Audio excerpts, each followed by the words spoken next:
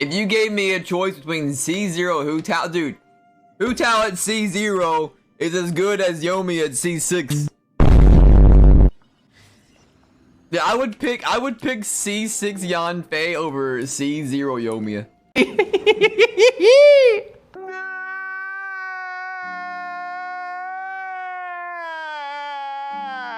Hello everyone. I'm gonna teach you all just how powerful Yoimiya is.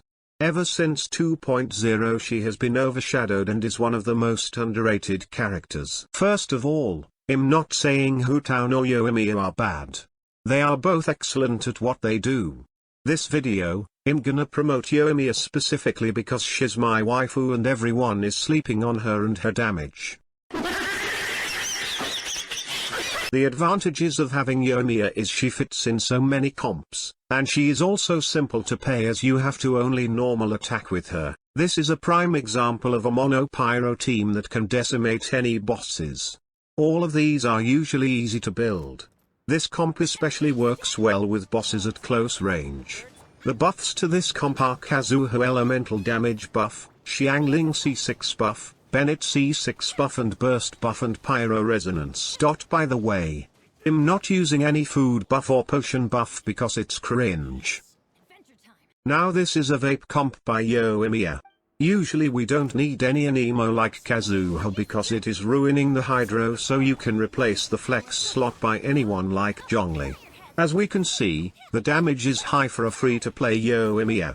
The person at the start of the video is clearly wrong. Kek. Now this is a fan favorite by many Yoimiya enjoyers. It's an overlead team. It has great O damage because of the overload and Beidou burst. It is also quite decent at damage too. Also my fiscal was not C6 so I could have cleared this faster. C6 fiscal is godly for Yoimiya by the way. This comp is not recommended for enemies that are usually knocked back as it is very annoying like the person at the start of the video. Have you ever wondered what if you mixed vape and overload teams? Yes, this is the result. It is surprisingly good. The science behind this is that electro charge reaction can apply hydro and electro both at the same on the target without erasing each other.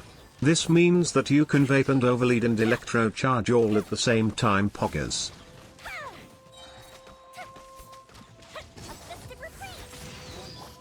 Yoimiya is life.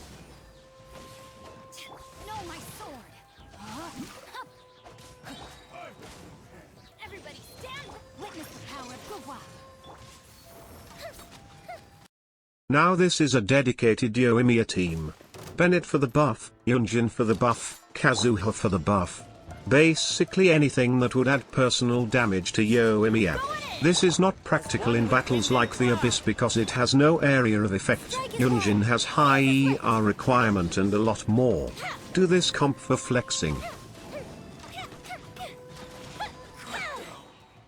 If you gave me a choice between C0 and Hu Tao, dude, Hu Tao at C0 is as good as Yoimiya at C6. This is the showcase of my free-to-play Yoimiya. Unlike Hu Tao, Yoimiya has many great 4-star weapons. Actually Rust Refinement 5 is better than Skyward Harp Refinement 1. Just put on what's comfortable. For her artifacts, Chiminawa is best because her burst is useless.